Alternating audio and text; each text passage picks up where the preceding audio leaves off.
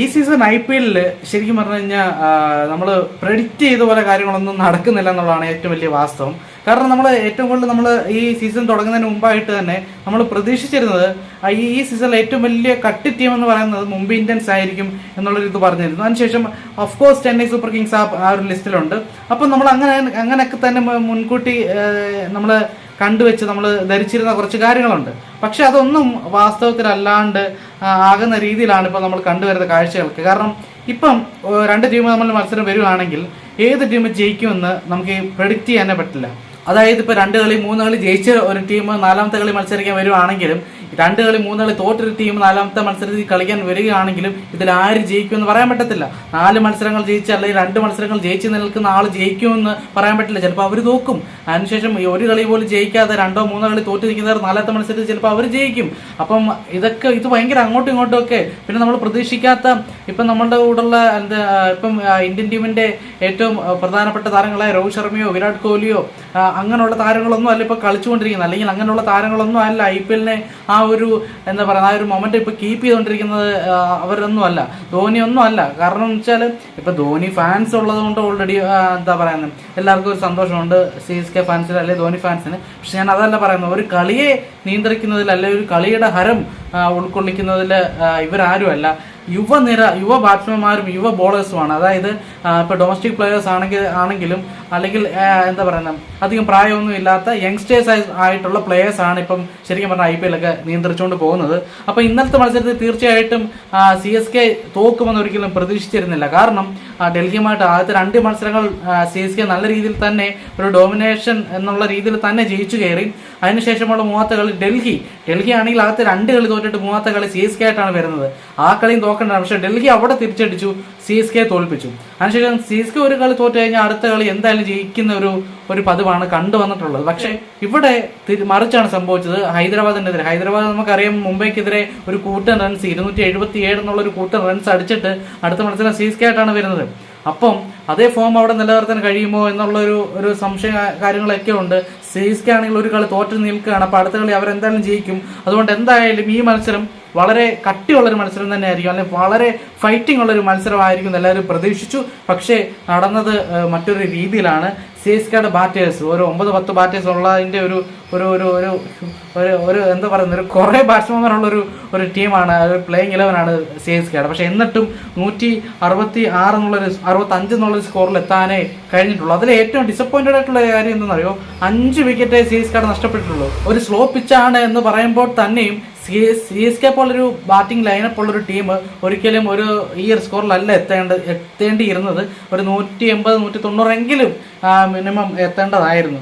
Openers ആയിട്ടുള്ള രച്ചിൻ രവീന്ദ്രയും അതുപോലെ തന്നെ ഗേക്വാദും അവർക്ക് കാര്യമായിട്ട് ഒന്നും ചെയ്യാൻ കഴിഞ്ഞിട്ടില്ല. ഗേക്വാദ് കളിച്ചു 26 റൺസ് എടുത്തു. പക്ഷേ 21 ബോളാണ് 26 റൺസ് എടുത്തത്. അവിടെ പോയി. കാരണം ഓൾറെഡി സ്ലോ പിച്ച് ആണെന്നുള്ളൊരു അവയർനെസ്സോ അല്ലെങ്കിൽ ആ ഒരു സംഭവത്തോടെ ആയിരിക്കും കളിച്ചത്. അതുകൊണ്ട് തന്നെ അവർക്ക് റൺസ് ഉയർത്താൻ കഴിഞ്ഞില്ല.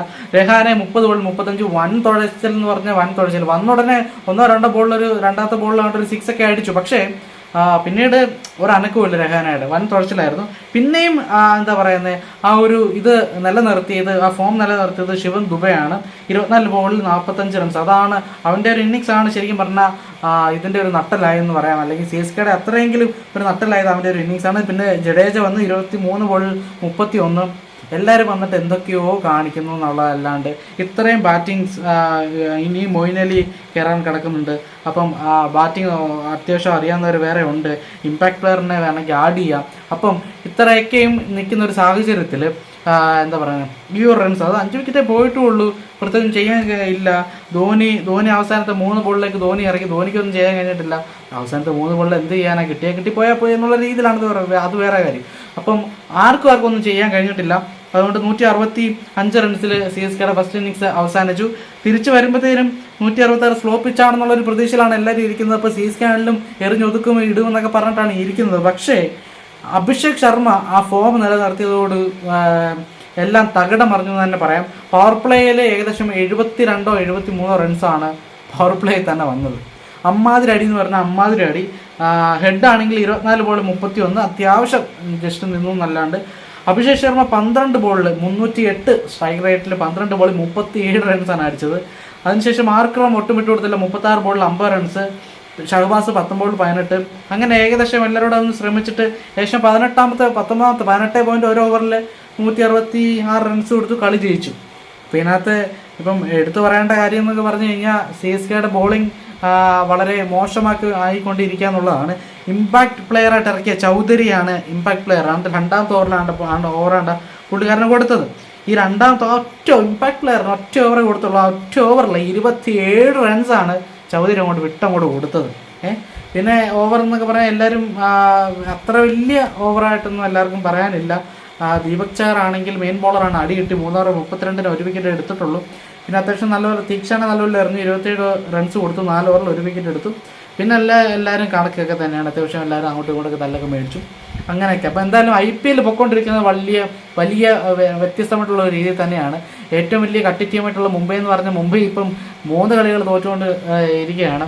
അപ്പം അതിനുശേഷമുള്ള പല ടീമുകളുടെ മത്സരം ഹൈദരാബാദ് സ്ട്രോങ് ആയിക്കൊണ്ടിരിക്കുന്നു. 2 കളി അടുപ്പിച്ച് തോറ്റ ഡൽഹി 3ാമത്തെ കളിയിൽ CSK തോൽപ്പിച്ച് ജയിക്കുന്നു. ഈ CSK തോൽപ്പിച്ച ഡൽഹിയെ കൊൽക്കത്തയായിട്ട് മത്സരം വന്നപ്പോൾ കൊൽക്കത്ത ഒരു 271 അടിച്ചിട്ട് ആ DCയെ കൊൽക്കത്ത പൊട്ടിക്കുന്നു.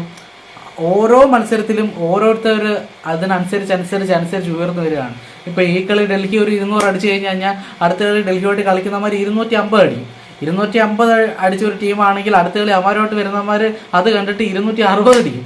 അപ്പം അങ്ങനെയൊക്കെയുള്ള ഭയങ്കര മുൻകൂട്ടിയായിട്ടുള്ള ഒരു കാരണവശാലും ജയം കൊടുക്കരുത് എന്നുള്ള രീതിയിലുള്ള പെർഫോമൻസുകളാണ് എല്ലാ ടീമുകളും കാഴ്ചവെച്ചുകൊണ്ടിരിക്കുന്നത്. വളരെ ഇൻട്രസ്റ്റിംഗ് ആണ് ഓരോ മത്സരങ്ങളും.